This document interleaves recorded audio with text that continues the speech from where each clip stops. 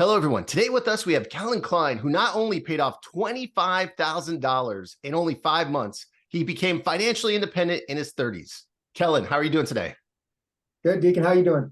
I'm doing pretty good, man. I'm excited to have you kind of share your entire journey. But let's start with the debt. How did you guys get into debt in the first place?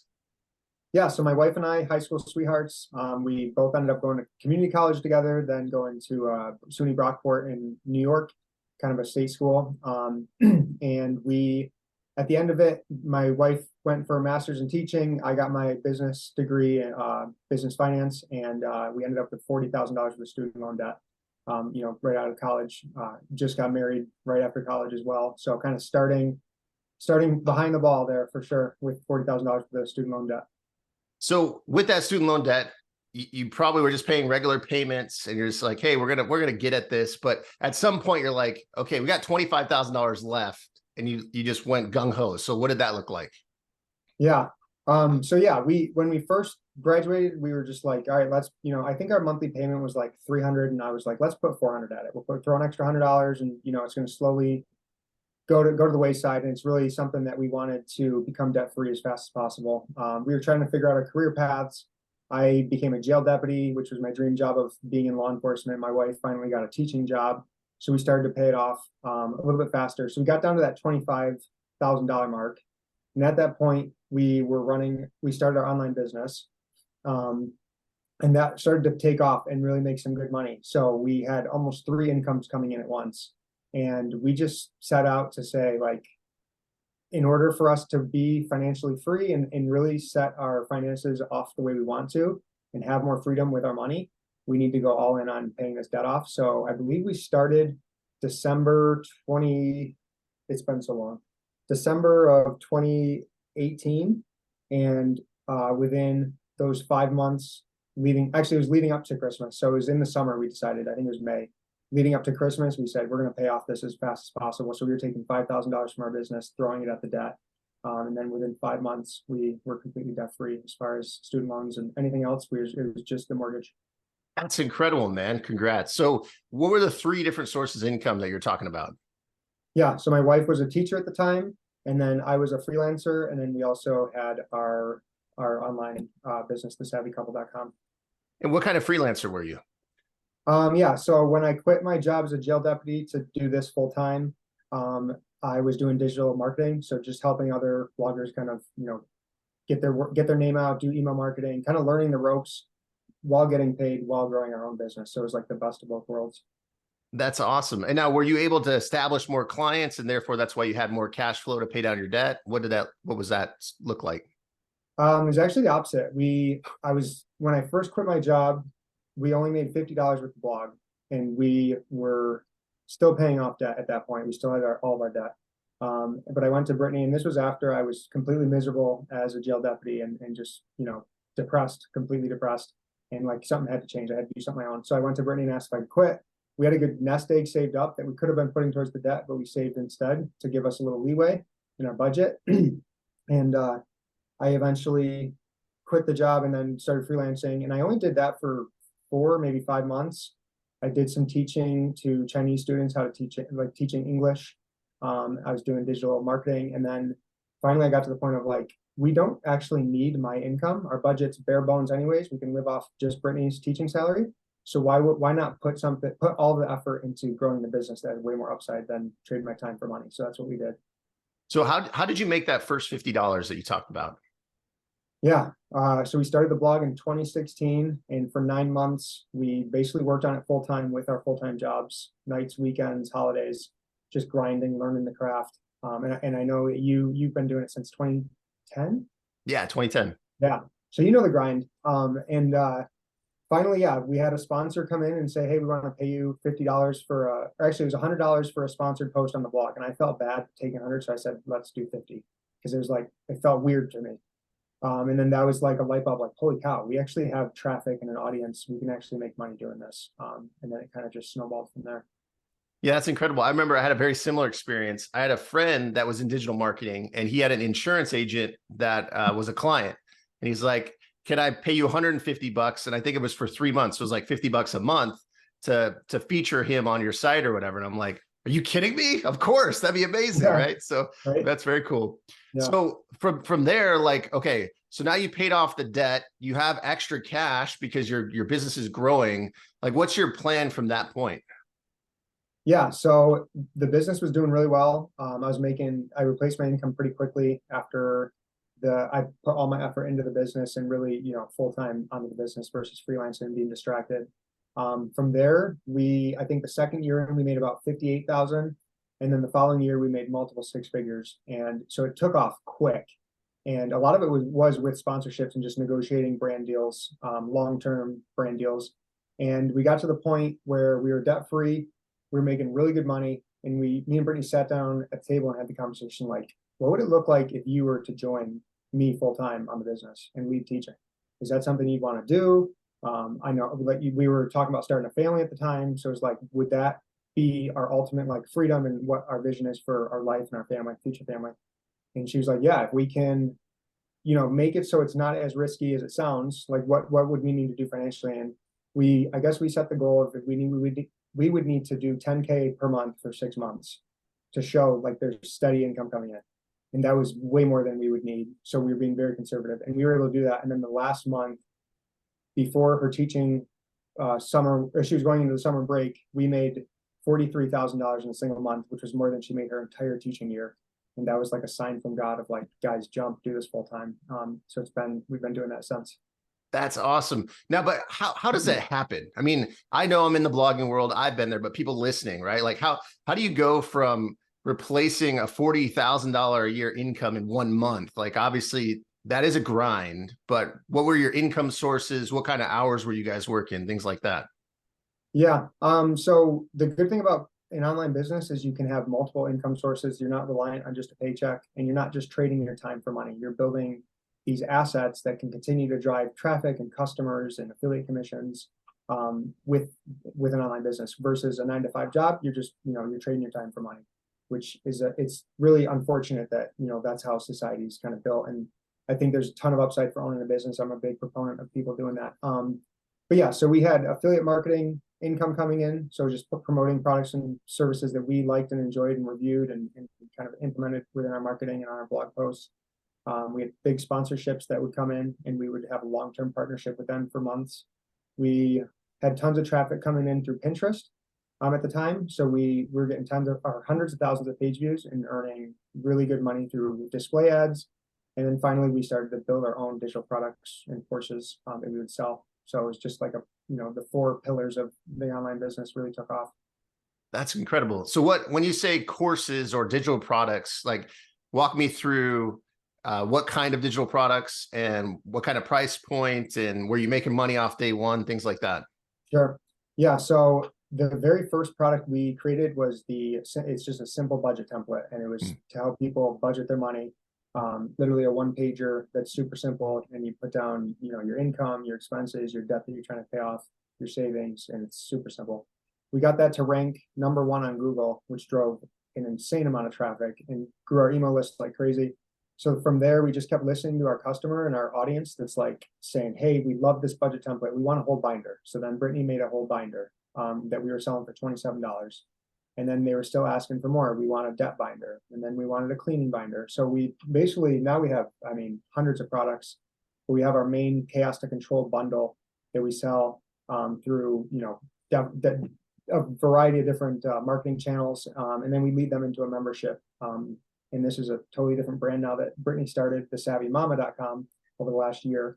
But yeah, it's kind of just taken off like that, listening to the customers and then building the products around it.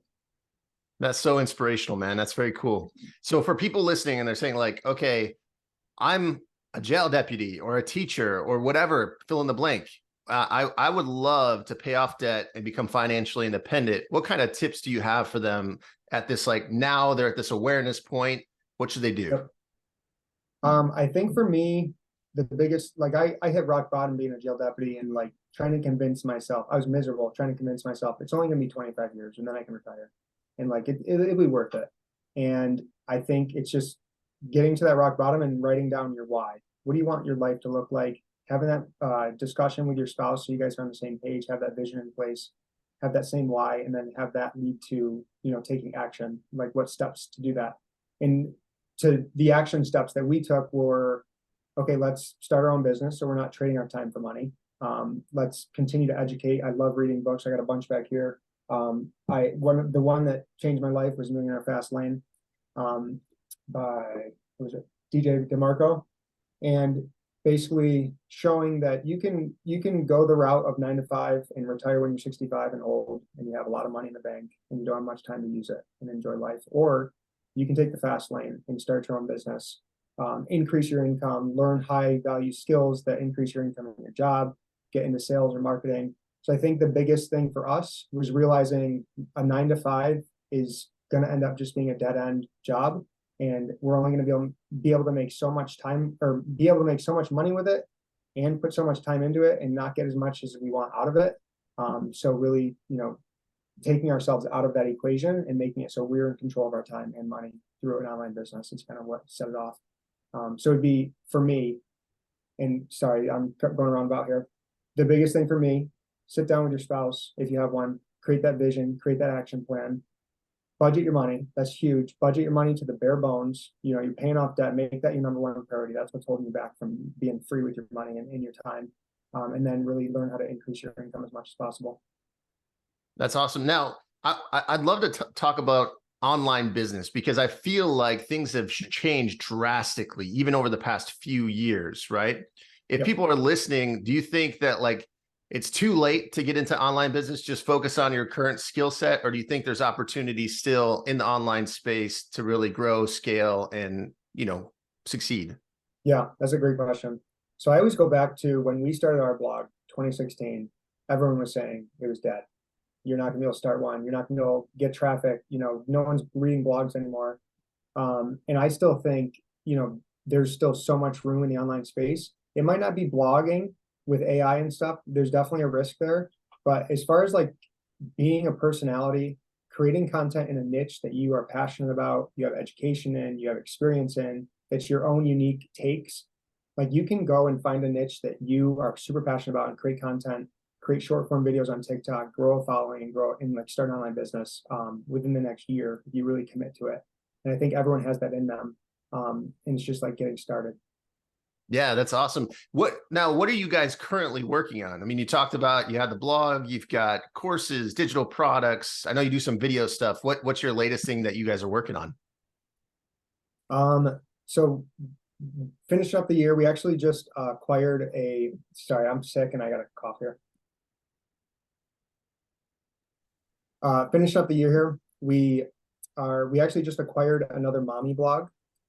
We are merging into the Savvy Mama. So it's just going through that entire business, moving the email list over, Pinterest account, all the content, and really growing that brand with Brittany and the membership. That's really, really taken off in the last 2 years. And we're basically using what we utilized as in the Savvy Couple, and moving it to the Savvy Mama, like the SEO and the content creation and the email list and all that stuff. So that's a huge focus at the end of the year. And then moving into 2024, we really want to hit YouTube hard. I think video is continuing to take off, and it's, you know, it's one of those things that I don't think AI can completely take over, and it's kind of like a safe haven for now. So I think it's smart to kind of make it, you know, be making video content, putting yourself out there. So those are kind of the two things we're working on currently. Yeah, that's incredible. I think for me, I know videos is like at night, I'm watching YouTube, watching videos on different things, whether it's blogging, personal finance, just stuff that I'm interested in. And I'm not going to want to watch a robot, right? I'm going to watch a personality that I actually like, or someone that I know does a good job at producing the content. So yeah, I definitely think that you're onto something there. Now, let me ask you this. This might throw you a little curveball, but let's say online business just dries up tomorrow. Are you going to have income to pay your bills?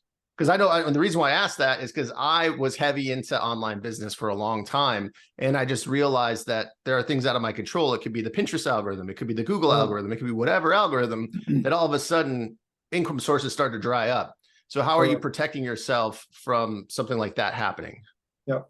That's something we look at every year. Like, what are the risks this year with the business? What if, you know, Google has been insane this year, and we rely heavily on Google traffic and search traffic, and they have crushed sites, dropped them, 50, 75% of the traffic they were getting. So that's something that we've always been aware of. And luckily, we've been on the other side of that. Our traffic's increased quite a bit.